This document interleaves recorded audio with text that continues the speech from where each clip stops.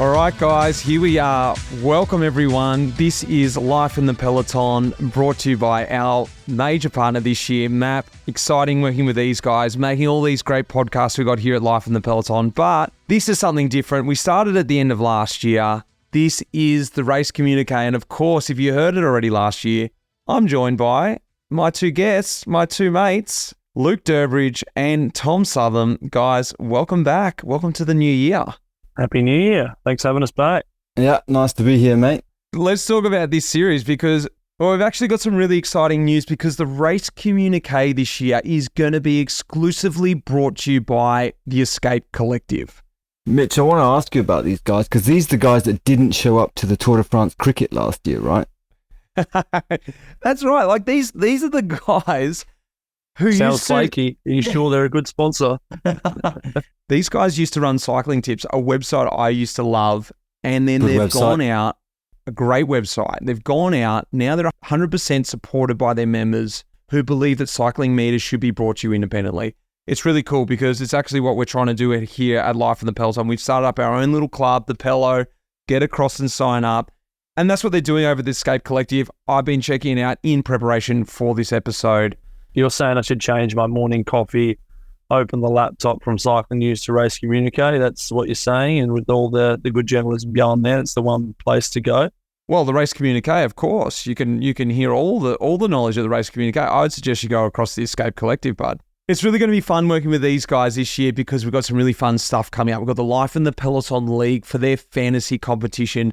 This is going to be our chance to try and stitch each other up. I played it last year with one of the owners of the Escape Collective, Wade Wallace. He roped me into it, and it was actually quite fun. We did the Vuelta. It's essentially like you've got to pick, well, it's not essentially, it is, you've got to pick the race winner of each day. And it becomes really fun. So we're going to start a Life in the Peloton version. We're going to start the Race Communiqué version, and the listeners are going to be able to get involved. And it's going to be a competition, obviously, between the three of us, but also the rest of the world out there can jump on board and see who knows the Peloton well. Southam? I'm just going to say it's not going to be fair on you guys. I mean, I'm a full-time DS. I'm going to easily win that, guy. Hands down, though. I play this with my sister and her husband, and we play at every Grand Tour, and I'm a lot of the time in the Grand Tour, and I don't win very often because, you know, when you're in the last group in the road all the time, you have no idea who won the race anyway. So you don't bet during the race. You make your pick after the race. Why do you need to know? Like, you don't need to be there watching who's winning and then you're making your calculation 5 seconds before the finish. Oh, it looks like, Del Toro's going to win. Quick, put my click in. I'm on his wheel. All right, well, let's just talk about what is going on in the show, because if you haven't heard this show before, or you're new, or you just forgot what we were doing last year, we've sort of broken into 3 segments. 3 areas of our expertise. Durbo being a pro. He's a guy who's raced in the Peloton for about 12 years or something like that. He should know what's going on. We've created Pelo Chat with Luke Durbridge. What's going on inside the pro Pelo? Durbo, what have you got for us this week? What are you going to wrap up? Well, this week we've been outside the Peloton for quite a while because it's been the off-season, pre-season. So we're going to cover a bit of pre-season. We're going to go into what we do in the pre-season, things like that. We're going to talk about pros doing bunchies. That's a big thing in Aussie summer. We'd like to discuss that. And we're going to sort of go into, just another little segment on some of the top, the world's best riders going well and over and above early season and what that affects going into the year. So that's me at Pelo Chat. Well, I'll be talking a bit of racing recap. I'll be unpacking what the last month's worth of World Tour racing, what's been going on in the last month. This week, we're going to chat about TDU. We've got the Cadel Evans race out here in Australia, plus some racing started in Europe as well, Marseille, Mallorca. And we're going to sort of discuss a little bit where's better to start your season. And then finally, Tom Southam, the last sort of segment we're going to chat about is Talking Tactics with Tom, where he's going to dissect some race tactics, rumours, all around teams and the view from inside the race car. Southam, what are we going to talk about this week with you, mate? Big Australia focus for me. I found, I think, the best flick of the Australian summer, so going to dive into that a little bit and all the tactics from the races we've had so far. Well, finally, of course, we're going to finish off with a little pub quiz, see if I can stitch you guys up. Maybe 1 week or 1 month, you guys can try and create a quiz. It's not as easy as you think.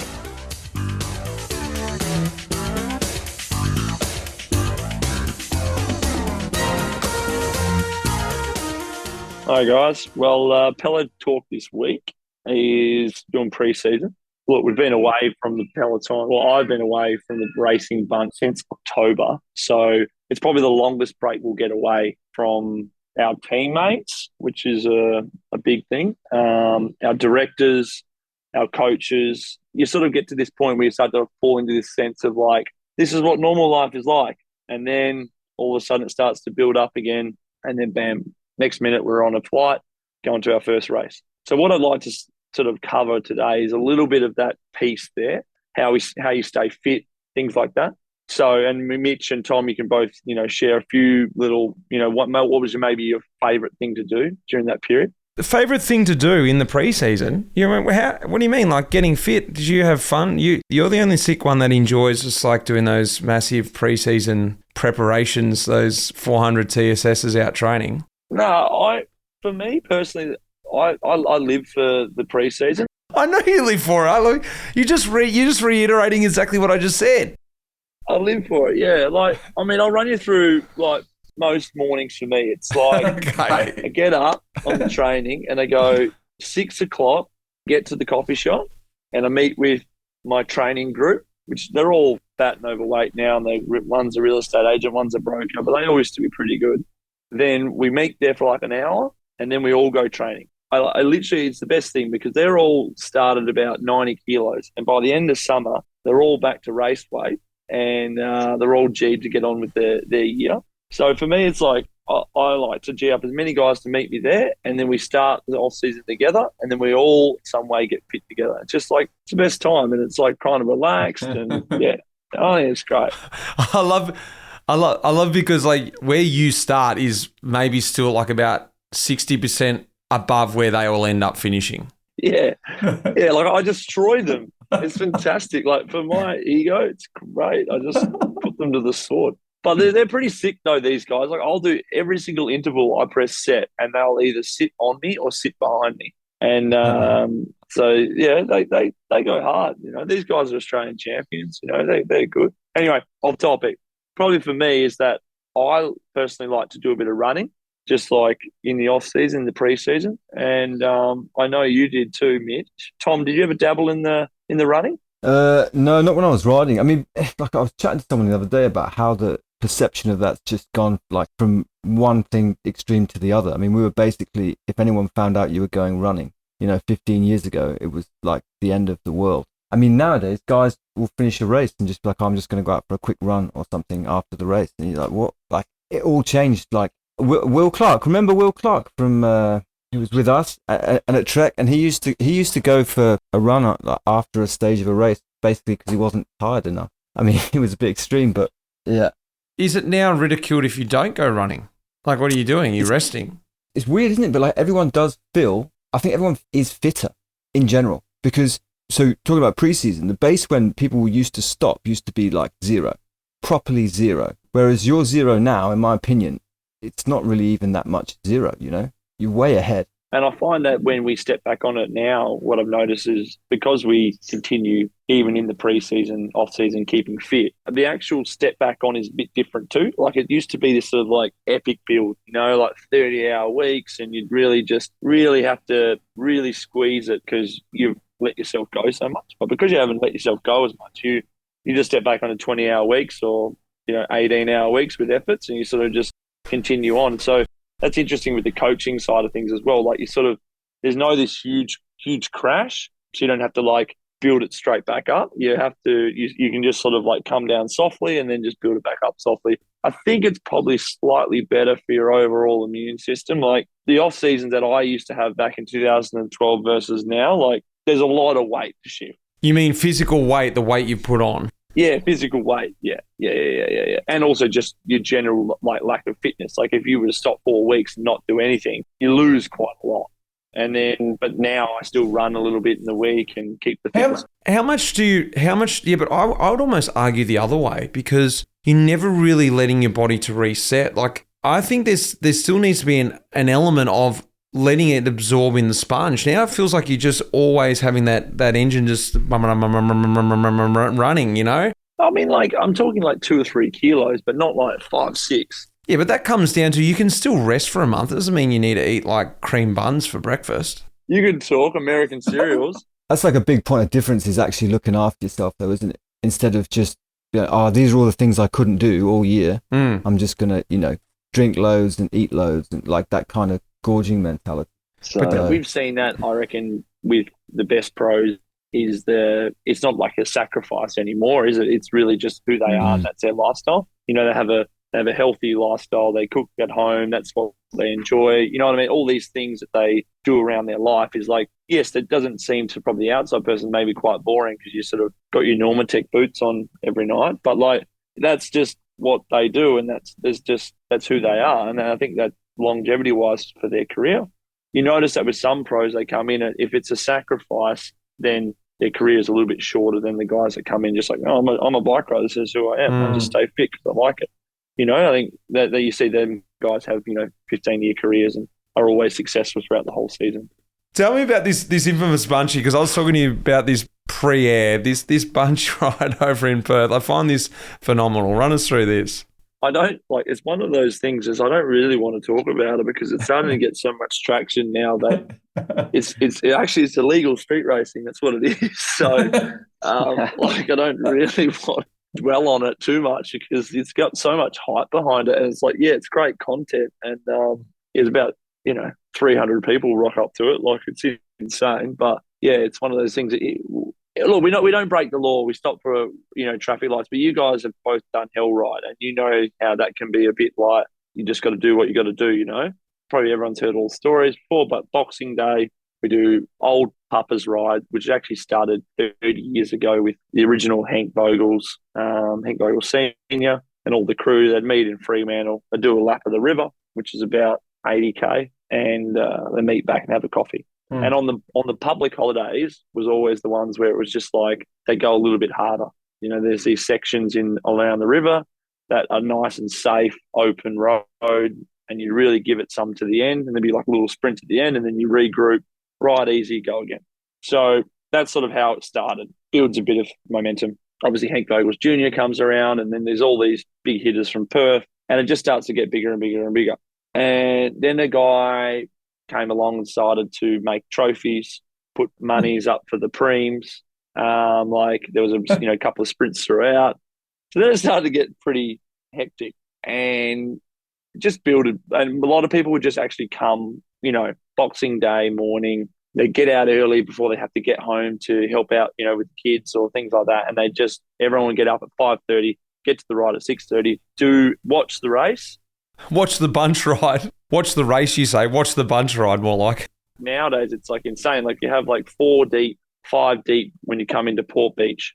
It's 7 o'clock in the morning. You come round this bend and there's a finishing flag, 5 deep down this about 400-metre section. And it's a full-on sprint. And we don't stop anymore either. There's no like regrouping. It's just you start, you clip in, and you go 80K as hard as you can. Like for numbers-wise, like I'll do close to 2 hours of like 400 normalized. It's just like, it's so hard. Like you just go as hard as you possibly can. Like we've got like this year, Jai Hindley and Sam Welsford, and Welsford is leading out Jai because Jai's never won it before. And I've never won it before, but Welsford's won it like 4 times. So the idea is like you've got to swap off until you drop off. Like you're not allowed to sit in and win it. The issue is that because within the community in Perth, like because it's so prestigious, guys are just sitting in now. And they're not doing a single turn, and they're lining up. Like the guy who won it today, like this year, I don't think he did too many pulls, and he sat up, he saluted. Next minute, I'm getting phone calls about this kid we're signing. Did you call him, Tom? Yeah, did you call? Yeah, Tom called me and said, "Mate, what's this kid go? You've just put away Jai and Durbo on the sprint." But then they've got like cars, got 3 cars down Riverside Drive with people hanging out in the car with photos and video footage and sweet footage, but. I don't know how I feel about it. Like, I think the thing is for me, it's like it was always something I did. So ever since I'm a junior, and it's such a great day. Like I always look forward to it. And I think like there's something about even though you are pro and you don't do things that are unsafe. Like we're all bike riders. We love racing bikes. It's like you guys do those bunch rides in Melbourne. Like they're not necessarily safe, but being a bike rider is not necessarily the safest thing to do. You just go and race your bike. You know what I mean? Like anyway, but. That's what the Boxing Day Papas is, and yeah. Sounds great. You know, like I love how those rides like go from, you know, like week by week or bit by bit. You're like, oh, they're going to start going fast here, so I'm going to start going fast a little bit before that. I'm going to go fast a little bit before that, and before you know it, like you said, it's like from the start to the finish, it's going to be absolute full gas. It's just that's how it is. It's great. The reason why I wanted you to tell this story is because the thing I love about this is it sort of brings that boyhood sort of flair back into the pro life. Like it's something I've experienced since retiring. I'm coming back to these bunch rides and I'm again able to have fun. The reason why I started racing, and I lost that sort of joy, became a very much like a work sort of thing. And of course we love the competition, but I never did bunchies the whole time I was pro because you're like, oh, I've got to do my training afterwards. I'm not getting involved in that. I could crash or whatever. But now I love that with puppers that you see these photos, it's photographed by, you know, pro photographers of Jai Hindley coming up this climb and you're in his wheel suffering. And like, then there's just some guy, local guy in his wheel as well. Yeah, exactly. I think that's where for me, I've just noticed coming back to Perth, I just really enjoy that time to just be like an under 17 again, you know, and just enjoy that time. So.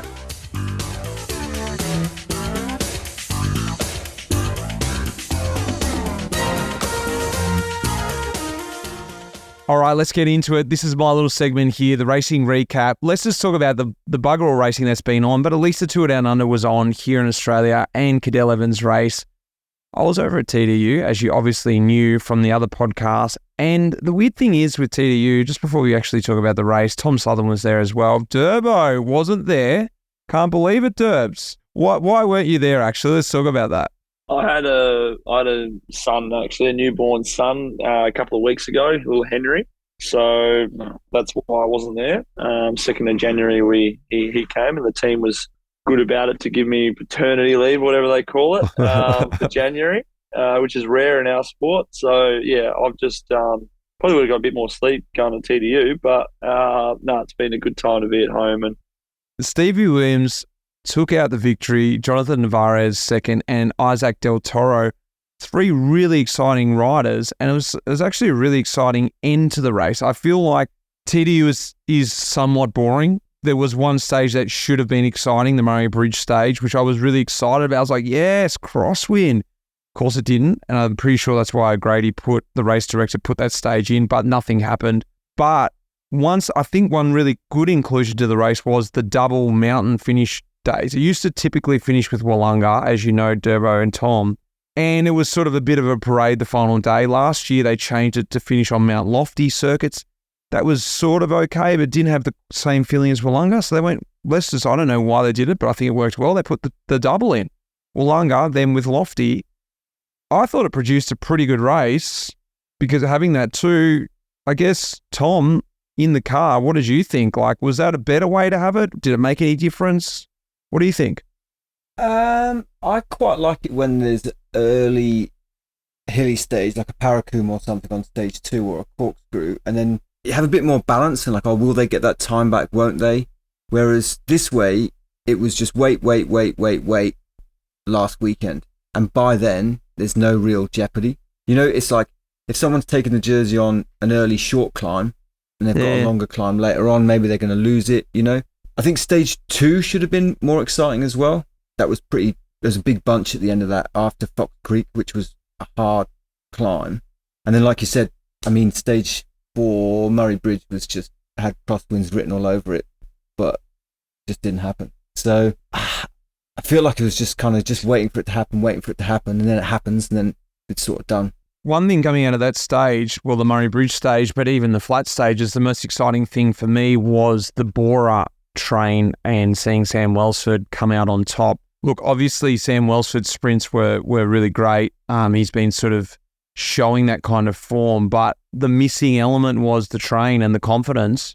Being a previous lead out man myself, you know, blow my own whistle there. I love watching the lead outs. That's something that I really love watching. I like watching the intricacies of it, and I thought Denny Van Poppel, Ryan Mullen, they did an awesome job, and it was cool to see Sam Welsford get that confidence off those guys. I guess the question is, and it is a bit of an all-round question now I'm sort of diving into, but it starts with Welsford, but that also goes across to Stevie Williams. It also goes across to Del Toro, guys who did very well in Down Under.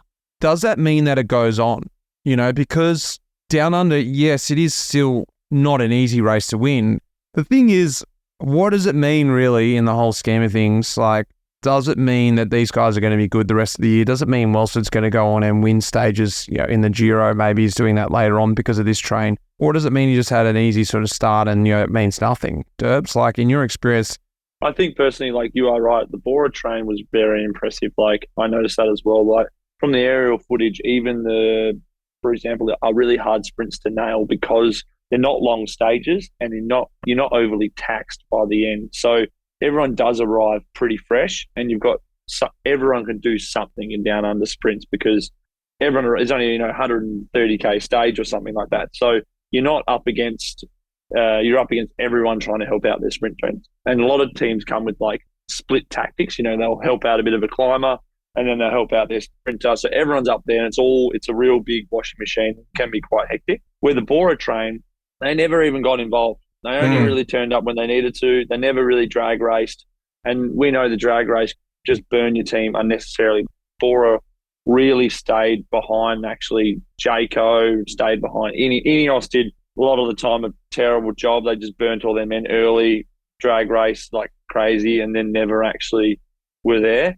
But Bora came late. But that takes a lot of confidence from like man 4 even all the way to the lead-out guy, which that was pretty good.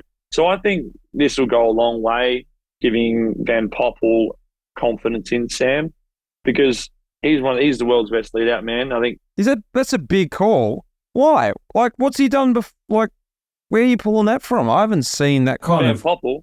Yeah, quality. Like, he's only sort of come of age the last 6 months, year at the most. Go back and have a look last year. He is a good lead-out man, and Bora's know he's good outland. They've thrown him like a 4-year contract. Like, it's not often the lead-out man's going to get like that long a contract. So they realise that this guy they need him for their sprinter, so that he comes first and then they get their sprinter. So Bennett was not obviously up to what they wanted. Bennett moved on, and now Welsford's in. So I reckon it's going to go a long way for these guys and confidence going into the season. Well, I guess another guy that sort of shone for me was Isaac Del Toro, a young rider who, when another lead out was happening by Israel Premier Tech, they were trying to set the stage up for Corbin Strong, and next thing you know, ad break, we missed it, but Del Toro was off the front. He was just launching it, and it looked like, okay, if he can do this on a small, tough finish, does that mean he's set up for the GC? He's still, like, I'm not saying he wasn't up there, but I sort of expected that he was just going to absolutely dominate the race after that. Tom, what was your first sort of impressions with Isaac Del Toro? And a little bit on the back end of the question I was talking with Durbo about. I know he's super young. Did you see enough of him there to sort of predict like this is going to be a real guy for the future, or was it just a bit of down under isms? It's really hard to tell with that race. I mean, because of the stages they'll be shorter than races he was doing last year. So that whole like the grind of a lot of the World Tour 1 week stage races, even though they're still a week long, the stages are much longer, they're much harder. It stands alone in that. It's you got a lot of freedom, there's no pressure. Team would have said, if you do well, that's great. If you don't, that's fine. And he managed to perform. Obviously the kid's got a lot of talent, like bundles of it. Down Under's easier than winning L'Avenir, probably, So I would say that, yeah, he's got talent, but you can't take it on that race alone, and he's probably got a lot more adaptation to do when he goes to Europe.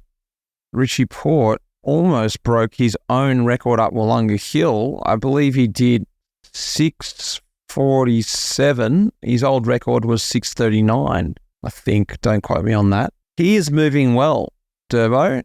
Yeah, I mean, whatever you got to do to silence the demons, I guess. Sometimes you just got to keep training, you know what I mean? Like sometimes, you've spent 20 to 30 hours a week just destroying yourself to keep yourself normal. So, sometimes you just got to keep it going. I saw Richie at Cape to Cape, and, I think Richie, we all know Richie could have gone either way in terms of we've seen Richie in the off season and Richie can put on some weight. I think it's good to see that Richie's stayed healthy. He loves racing his bike. He came out to Cape to Cape. You can see him just having a good go there. So, yeah, like, good thing with Richie is also he loves racing his bike. So I think good on him. I mean, you can see with the likes of a lot of pros, Confidor still, did Everesting, like, you still do 30 CTL stuff. things like that. So like, I think anyone who keeps it going is great. Like, the pressure of racing, flying down a mountain or something like that. That's not what you don't do anymore, but it doesn't mean you don't want to push yourself anymore, does it? I love it because he put himself in that situation. And I was thinking to myself, oh, I bet he's regretting this right now. Like, oh, why did I ever do this to myself? Like all this pressure on himself. But he nailed it. It would have been so hard psychologically to do that time. Or maybe it was fun. I don't know. One thing, lastly, a couple last things I want to talk about in this little segment here before we move on was starting the season in Australia, something that, Durbo, you've done your whole career, and it would have been funny for you, versus starting your season abroad, over in, like a lot of guys who have done the opposite to you, a lot of Euros come out and try their luck in Australia. But a lot of Aussies love starting their season in Australia because they can sort of, it's what they're used to, they're in front of home crowds, and we often see that massive drop-off through the season. Like, oh, if only I could just get back to Oz and get that spark back. I don't know. I wonder what the opposite is really like for the Euros. And probably maybe it's actually a question for you both. Tom, you can probably answer that for the Euro guys who you have to, choose to come out here. Is it something they sort of argue against and don't want to do?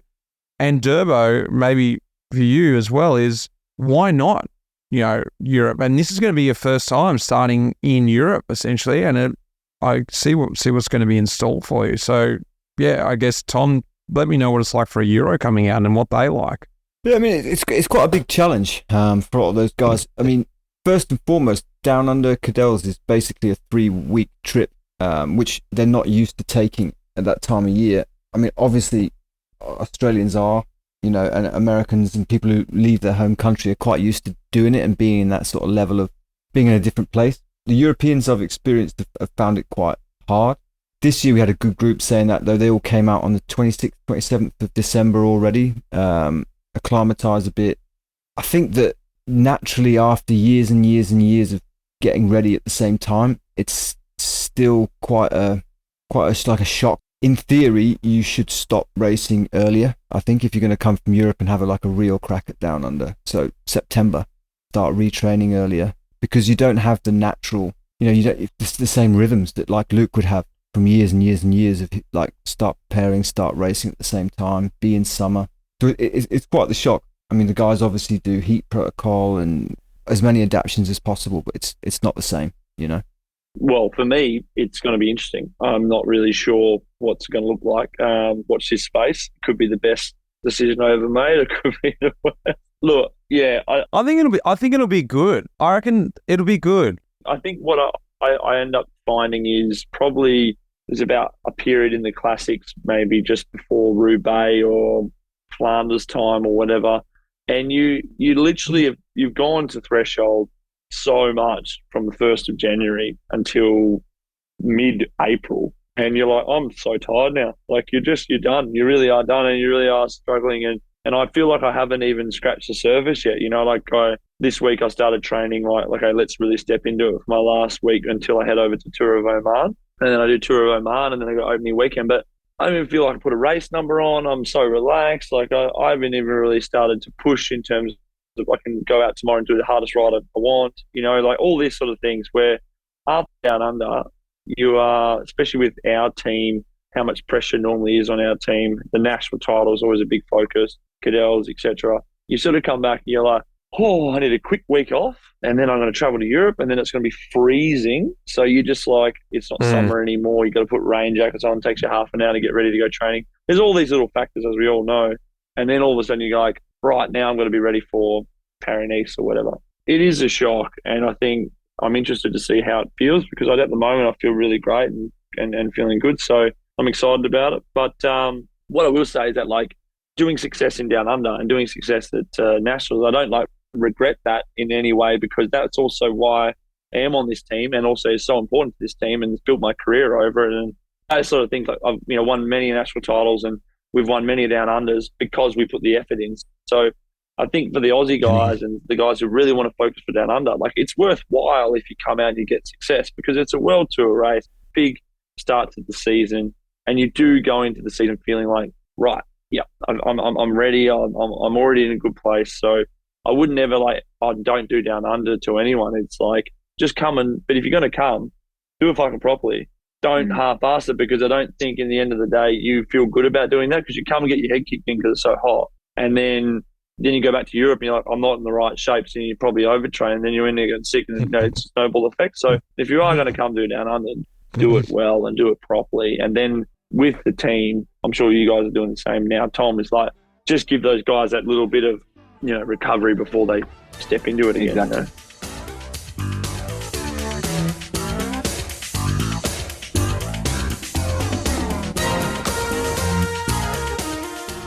Right, so obviously we want to use this segment, lads, to talk a little bit about the tactics of the races we're seeing through the year. I think this could be a really cool thing to do. Unfortunately, we're faced with having just done the Tour Down Under, which basically has no tactics, right? A massive lack of tactics. No, it's its own challenge. Mitch got a really good grab from Sam Bewley, the Israel DS, who had the right tactic of bringing the best rider to the race. We're going to play this little clip now, have a listen, and then we can chat about what Sam had to say. Yeah, Stevie's been flying under the radar a bit. Obviously, it was sort of Corbin strong. He was, our primary leader for this race when we came here, and we showed that card straight away in the first stage. We chased down the first bonus sprint, 25k into the stage 1 to take bonus seconds. Then the next day, actually, Corbin woke up not feeling very well. Miraculously, he's a hard bastard, so he actually got through the second stage and finished second on the stage. But then from then onwards, his health started to decline a lot. So we had Stevie Williams as our little sleeper, and we switched the focus across to Stevie already on the third stage. But thankfully most teams were pretty obsessed with Corbin. The old bonus second trick he has worked before in Tour Down Under, so we kind of just kept that card. We kept Stevie really quiet, and we kept playing that card of Corbin going for bonus seconds. And then I think teams were wondering why we weren't closing gaps for Corbin to sprint, but we were just trying to nurse him through the tour and keep him as a little bit of a decoy. And we knew Stevie was ready for today for Willunga, so it's been all about Stevie the last couple of days, and thankfully we kept the secret, and now everybody can see what we were doing. It was amazing, because I was just speaking to a lot of other riders. They couldn't quite understand why you guys weren't going for those seconds. As you said, this is the way Down Under's won. I guess the question is, how did you know to have so much confidence in Steve? Because it's a big, I guess, a gamble in a way. I guess you knew that he had the watts. Tell me a little bit how you guys sort of came to this race with him in mind. Yeah, Stevie's he's an unassuming character, and we were going to keep him on GC. That was the plan from the start. We saw in training when he got here, doing some efforts on Willunga, doing some efforts on Mount Lofty, that he's producing the numbers that you need to do on those climbs. And with the numbers he was producing in training, it would take someone pretty special to go up there much faster. So we knew he was a card, but obviously we wanted to bank seconds for Corbin, and we knew we needed probably 20 seconds or maybe a little bit more for Corbin. And the reality was we couldn't get them because of his health. So we just kept an eye on Stevie. We just kept his mind in the game. We didn't put too much pressure on him, but we just made sure he was aware that he's still our card for Willunga, and we probably would have played it anyway, even with Corbin on time. But yeah, these climbs are just suited to him. These short efforts, the numbers he can produce. He won Arctic Tour of Norway last year, which is similar sort of climbs, short and steep climbs. So he's suited to those climbs. So if he's in good condition, we knew we could do something with him. Looking to tomorrow, last day, you think it suits him around Lofty, and your idea about how he can really clinch this now? Big victory for you, for the team, for him, for Daryl Impey, first race as a DS. That's it. I mean, Daryl. We've got Daryl here in the car with me. So yeah, Prince of Adelaide. But I mean, at the end of the day, it's pretty simple. If you can finish second on Willunga, generally you should be okay on Mount Lofty. He showed today that he's within the best climbers of the race, so we shouldn't be concerned about Mount Lofty. He's equal on time with Oscar Onley, so again goes back to the bonus seconds. They do count in Tour Down Under, no matter how hard the profile is. But Stevie was third on stage 2, so he got 4 seconds there. So that's why he's on equal time with Oscar Onley. So tomorrow it's just going to be, we can complicate it as much as we want, or think at all the different options. But at the end of the day, we just want Stevie to cross the finish line with the front guys, and he'll win the Tour. I mean, like I said, Stevie's obviously great, but there's a little bit of sneakiness in there, which you don't normally get, or you don't really hear about that often in cycling. A lot of it goes on, but I really love the fact that they kept Corbin in the race to try and set everyone off the scent. I mean, I was there and I've got my own opinion on it, but when I heard it afterwards, I was like, damn it. I think the thing I like about this is it would have been all good and well to say that interview after Sunday. If I'd caught him, because that was recorded outside the Hilton Saturday night, so they still had to win the race. But he was confident in that play.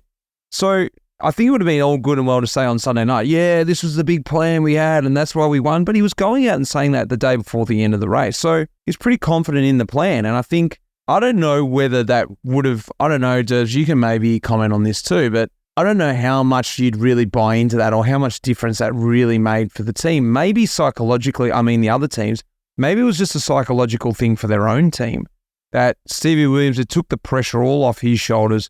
He could fly under the radar. But was anyone expecting Stevie Williams when he came here to win down under? Like, was he a marked man? So I don't know what the tactic did. It was funny and it was clever, I guess, in a way, but did it really help him win?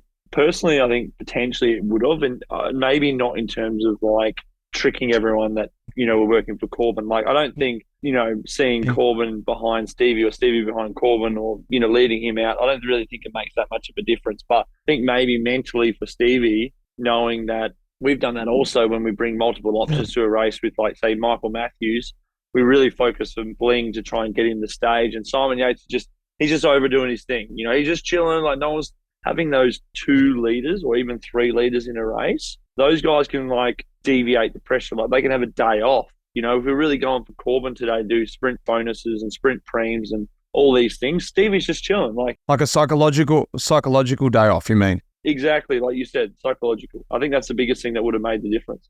Where I think it's like probably worked the most, it made no difference when I went back and looked at how, like, we did our race, for example, Corbin was there and he was in the race, and all of a sudden he wasn't. And it's like, okay, that changed. But where I think it's good is that between their riders, they felt like they were having something over everybody else, getting buy-in. And they're like, oh, nobody knows about this. We're doing this. And that's why I think it was really smart by Sam and Daryl to do it, whether they intended it that way or not. Because, and this is one of the things I wanted to pick up about those guys, like they did, they're relatively new directors. You both know them very well.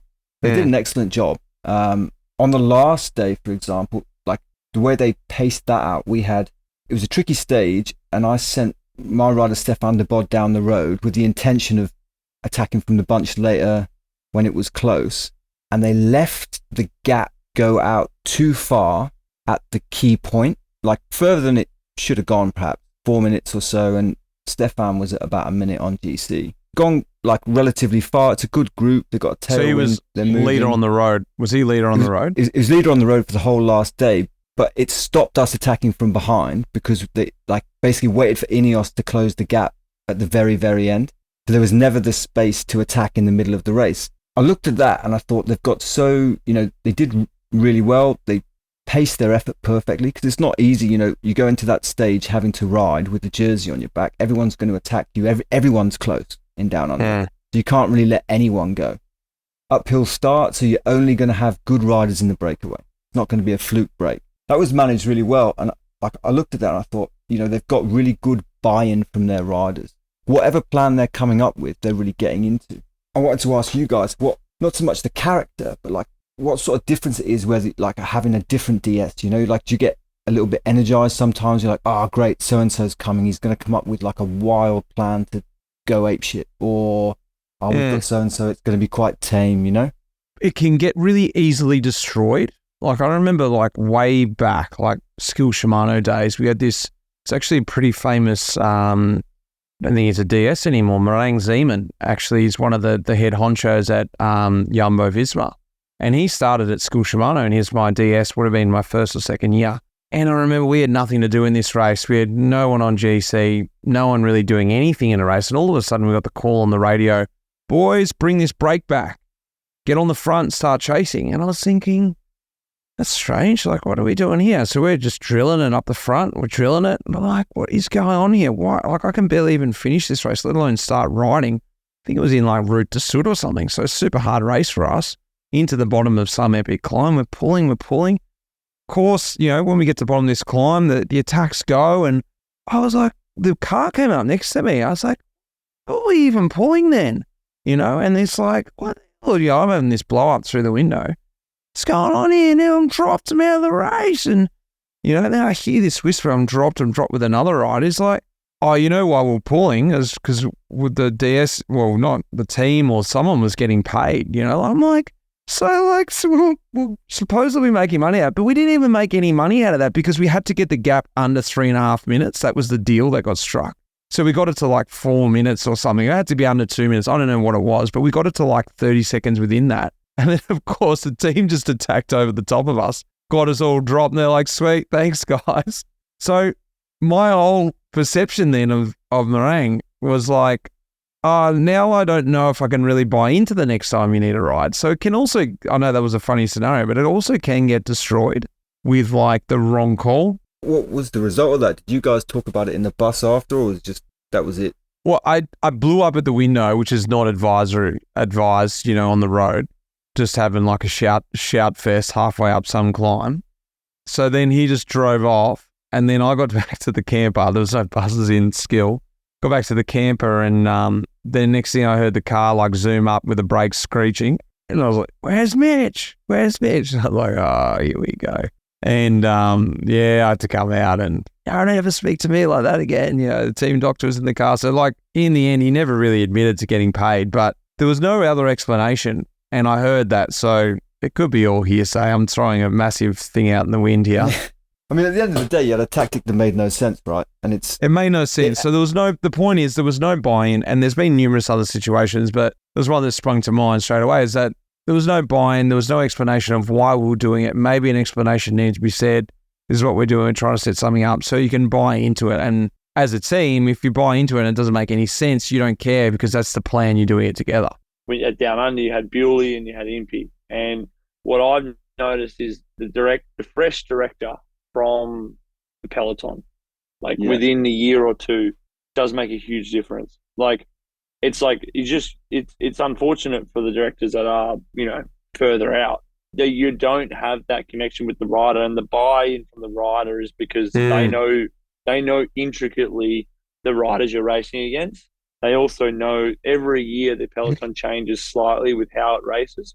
An old school director now is like, you guys fucking idiots. And like, yes, we are, because we race a bit like that sometimes, you know, like when in Tour of Flanders would you have 120k before the break goes? That just never happened, but like it happened last year, you know? So if you have a director who retired recently, like Impey and Bewley, you've got this like understanding that you were just in the trenches just yesterday, and we can then like chat about that, and then they can go, let's do that because we know what he's going to be like, or make an in-joke about the Peloton. So that connection, I think, lasts for probably 2 or 3 years. Regardless what they would say, they're going to get a huge buy-in from these guys because they raced with them last year. Impey was teammates with them, you know what I mean? So I think that's probably why as well, Tom, that they got that at Down Under, because that group, they all raced with each other last year. Bewley was in the Peloton last year. That's why they got that great close connection, and that might not happen again because they're another year or two out. No, you're in trouble, Southam. Your job's on that theory. Your job's on the line. No connection when you're calling the shots. 13 years down the line. So moving you out there, Southam. Not at all. But no. But like you understand that as well. With you guys, you have a lot of young guys coming in as directors too now, with TJ and Seabass and things like that.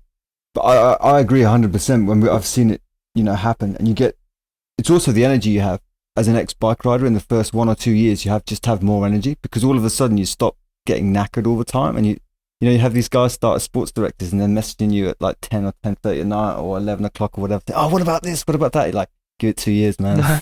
Let's see how keen you are to, you know, be going through Mitch Docker's CTL in 3 years' time. At midnight. I thought you were going to say something else, like, hey, mate, we're going down for a beer now or whatever. You're like, nah, mate, I'm already there. Yeah, super enthusiastic. But yeah, I think it's right. And I think that sort of buy-in, the important thing is once it does work with the tactic, even if you get further away from the riders, if you have a history of it working, then that gets its own buy-in because you get your own strength that way, which I find super interesting. But yeah. Durbs, I was going to ask you if you've got any examples of a really good tactic that you've done in a race that's worked out well. Look, I was really racking my brains to try and work out one, because it's pretty tricky, because the tactic book gets thrown out the window a lot of the time. What I really do enjoy is the ability to think on the road. Like, That's where I think when you've got a director who empowers you, like we had some quite good tactics in. It's not a great tactic because I missed it, but it's sort of, we had this classics team, for example. Heyman came in, this is this fresh mindset, and we're at Kent Wervel. We didn't win the race, but we're pushing shit uphill to even win the race. And we were actually pushing shit uphill to do anything in the classics. Like, our whole team was actually not doing great, and like, because as a director, like you said, yeah, great tactic because you brought the strongest rider to 2 under. A strongest rider will make you look good, but it's the director who gets buy-in from the weakest team to like actually get themselves in a bike race in a situation where you don't have the men. And in the classics, how hard that is like pretty good. So we had like Gent Wervelgem, and we're heading out towards the Moran, and Heyman's like, it's a filthy day. It's like crosswinds probably a couple of years ago. And it was just like, Heyman's like, look, I know you boys are struggling. I know you guys aren't in the shape. Like, I'd been sick. Another guy had been sick. We had literally no one there. And I was like, what I want you guys to do is slam it in the gutter when you come out of this block that means nothing. You sort of head out on this highway, heading towards Punta, the coast. You go around this block, you come out, and you go back onto the main road. So what I want you guys to do is it's like 170K from the finish. I just guys want you to slam it in the gutter, and like everything you got. So, okay, sweet. Like, what are we doing this, mate? Like, none of us can even do 180K in the front group. Like, we're all going to be dropped. Anyways, like, just going to do this because I want you guys to show that you guys are strong, and it's all about, mindset or whatever. So we come out of the corner and we just slammed it in the gutter. And Alex Edmondson has this like insane amount of 2-minute power, just did this like ball bite. Like, he hooped himself. They went that hard, He calls this split, 20 guys, and we have 6 guys in 20. Or 5 guys in 20. And I'm in the group, second group, missed it. Didn't really matter. Like Jack Bauer, Alex Edmondson, had another guy there. Michael Matthews was there, Armand, George Jensen. And we just had like these guys, and we swapped up all the way. Matthews was 5th. And again, then that group never came back. We never came back. Like, they just swapped up. Awesome. We never caught them. With 180K to go, they never caught them. And it was just like, for me, that was like a tactic that we all bought into. And even in my role, like, I rode across to first group on the camel because I was so shitty that I missed it. Like, I ended up having a really great race going, because of like, fuck, my teammates are up there. I need to get up there. Like, because I've missed out and I was meant to be there and I feel so shit about missing it. That's probably one of those things that you had no hope, but a tactic does make a difference. Like, as a director, the way you delivered it, and Heyman was that fresh face, that energy that brought that thing, and yeah, it does work. It does work. All right, fellas. Well, I mean, as I said, there wasn't really too many tactics to discuss in the Australian summer, so we'll wrap it up there until we get some more action in Europe later in the year.